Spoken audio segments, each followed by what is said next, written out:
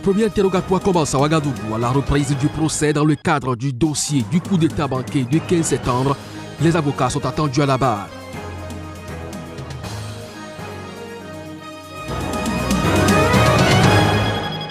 Tuerie intercommunautaire avec pour bilan plus de 200 morts le week-end dernier. Le commissaire à l'information de l'État du plateau au Nigeria affirme que de nouvelles mesures ont été prises après ces tristes événements. La réunion des ministres des Affaires étrangères de l'Union africaine s'est achevée ce vendredi soir à Nouakchott. Elle a permis d'élaborer un projet de communiqué final qui sera soumis au chef d'État.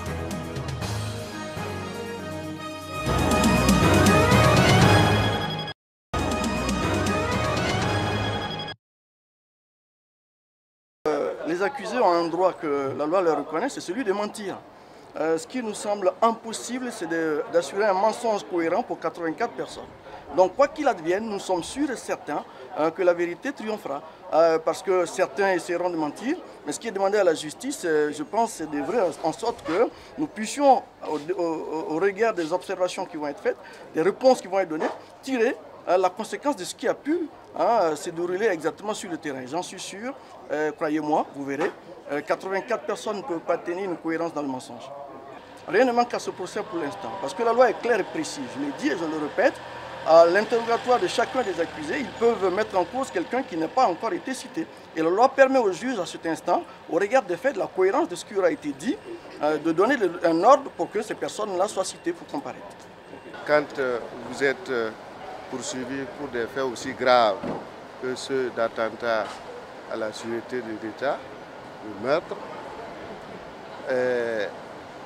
vous attendez l'occasion, justement, pour vous expliquer sereinement devant votre juge. Concernant spécifiquement ce dossier-là, vous savez que l'opinion a déjà son verdict. Nos clients seraient des criminels.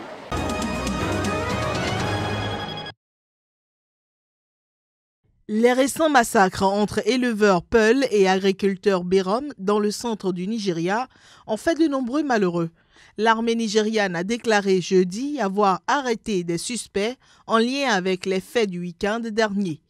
Un épisode d'une vague de violence qui s'abat sur le Nigeria depuis le début de l'année et inquiète Amnesty International et Human Rights Watch. Les circonstances de massacre de ce week-end restent floues, de même que l'identité des assaillants. Le commissaire à l'information de l'État du plateau au Nigeria donne de la voix. Il y a une pression autour des terres, car avec la population croissante, la disponibilité de la terre diminue progressivement parce qu'il y a plus de gens qui veulent y avoir accès et il y a aussi des éleveurs qui ont l'habitude de déplacer leurs vaches. Maintenant, parce qu'il y a plus de champs pour l'agriculture, il y a probablement moins de terres disponibles pour eux. La plupart des États voisins ont connu ces problèmes qui trouvent leurs racines dans les relations qui existent entre les agriculteurs et les éleveurs et qui finissent par prendre une dimension différente parce que ce sont des problèmes que nous avons développés de manière traditionnelle pour résoudre ces problèmes, mais qui commencent à devenir incontrôlables. Nous prenons beaucoup de mesures pour rétablir la paix. Le gouverneur Simon Lalong a raccourci son voyage à Abuja pour venir et après avoir obtenu des informations de sécurité, il a déclaré un couvre-feu dans 3 zones du gouvernement local dans l'état du plateau au Nigeria, à savoir Riom, Barakin-Ladi et Jos au sud. L'insécurité rampante pourrait devenir l'un des points de crispation les plus importants de la campagne présidentielle en vue du scrutin de février 2019.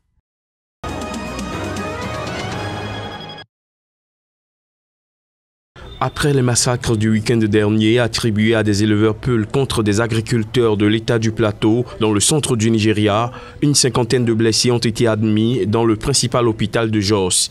Ces attaques, on se souvient, avaient fait plus de 200 morts. L'armée nigériane a déclaré jeudi avoir arrêté 17 personnes, des suspects en lien avec ces massacres, dernier épisode d'une vague de violence qui s'abat sur le Nigeria depuis le début de l'année et inquiète Amnesty International et Human Rights Watch.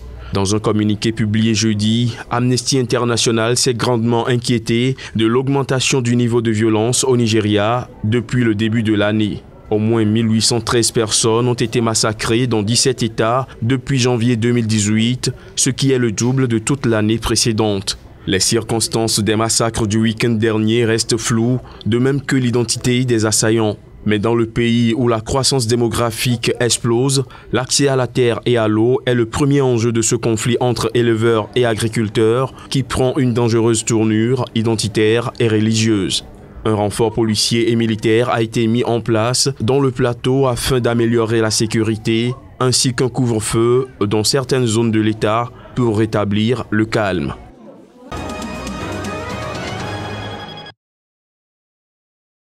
Comme à chaque sommet, les dirigeants africains se pencheront sur les crises qui secouent le continent, notamment la guerre civile au Soudan du Sud ou le Sahara occidental, dont le drapeau flotte pour la première fois sur la capitale mauritanienne à l'occasion de ce sommet avec celui des autres membres de l'Union africaine. Les odes de centaines de milliers d'Africains, essentiellement vers l'Europe, réunis en sommet ce jeudi sur cette question, ne figurent pas au programme officiel. L'Afrique perd au minimum 50 milliards de dollars par an du fait de ces flux illicites. Il est évident que la rétention de ces ressources sur le continent aiderait grandement à financer son développement. Nous devons aller au-delà des incantations pour marquer l'engagement à lutter contre la corruption, du saut de l'action et du concret.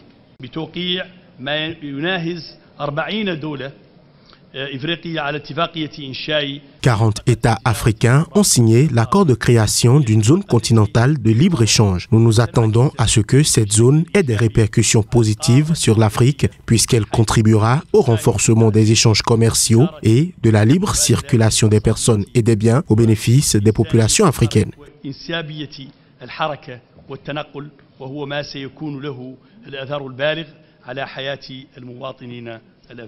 Au sommet, le président rwandais Paul Kagame doit présenter un nouveau rapport sur une réforme institutionnelle de l'Union africaine visant notamment à garantir l'autonomie financière de l'organisation pour lui donner les moyens de sa souveraineté politique. Le budget de l'Union africaine provient à plus de 50% des bailleurs étrangers et ces programmes sont financés à 97% par les donateurs. Pour réduire cette dépendance, la réforme prévoit le prélèvement dans chaque pays d'une taxe de 0,2% sur des importations.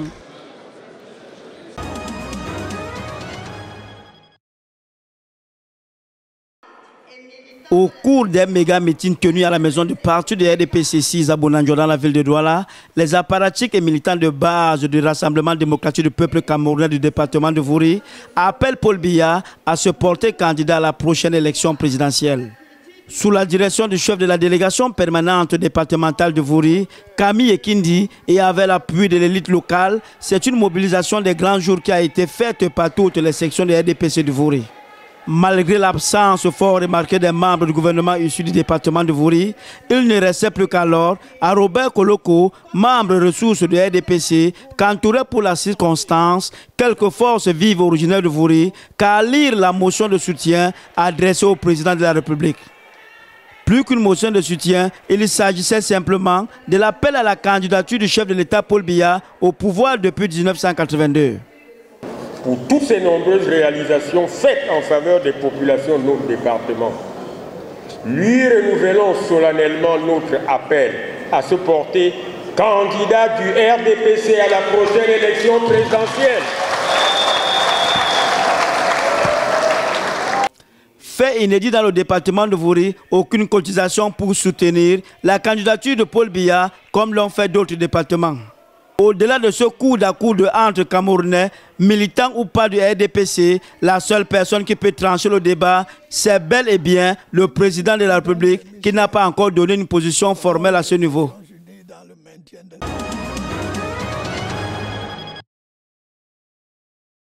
Aujourd'hui, le Conseil du gouvernement, après avoir examiné la proposition du CENI, après avoir examiné la prise en compte aussi les positions des uns et des autres, vient de décider que la date des élections est comme suit.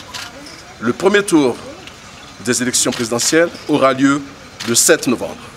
et le second tour aura lieu le 19 décembre. J'espère que la sortie de ces dates sera un moyen pour renforcer l'apaisement politique et nous mener vers une vraie élection qui va résoudre le problème de Madagascar, a ajouté le Premier ministre à Antananarivo. La grande île, située dans l'océan Indien, est secouée depuis fin avril par une crise ouverte entre le président Eri et l'opposition. La situation semblait s'être apaisée avec la formation mi-juin d'un gouvernement de consensus auquel participe l'opposition. Les fonds ne sont pas réunis, mais vous savez, dans tout processus électoral, on mobilise les fonds jusqu'aux dernières minutes. Mais nous sommes confiants. Nous sommes confiants. Comme les élections, c'est la priorité du gouvernement actuel, nous sommes confiants que nous allons faire notre mieux pour rassembler les fonds qu'il faut pour avancer. Les dates de la présidentielle annoncées vendredi ne sont pas toutefois conformes à une récente décision de la Haute Cour constitutionnelle pour tenter de sortir le pays de l'impasse politique. La plus haute instance juridique de Madagascar avait décidé d'accélérer le calendrier électoral et exiger que l'élection présidentielle soit organisée d'ici la fin de la saison sèche, c'est-à-dire d'ici septembre-octobre et non plus à la fin 2018. Le président Eri Rajaonarimampianina, élu en 2013, n'a pas encore annoncé s'il briguerait ou non un second mandat cette année. En revanche, les anciens chefs de l'État Andry Rajoelina, élu en 2009 et 2014, et son prédécesseur Marc Ravalomanana, 2002-2004, ont laissé entendre qu'il se présenterait.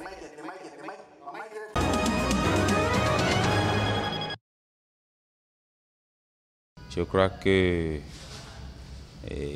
la Cour constitutionnelle actuelle est revenue sur un dossier qui, selon moi, est déjà classé. Mais qu'on revienne avec revanche à retirer à nouveau le droit de grève aux magistrats, aux agents de santé, je crois que ce n'est pas la solution au problème qui est posé. Et là, je regrette parce que je me demande à quel jeu joue ce gouvernement. Je pense qu'il y a matière à s'inquiéter. Avec un pincement au cœur que nous avons eu la nouvelle, la triste nouvelle, tout simplement parce que ceux qui hier ont défendu bec et ongle qu'il ne fallait pas supprimer le droit de grève sont revenus à la charge, se sentant acculés et se sentant vaincus dans ce combat qui a opposé le peuple au chef de l'État.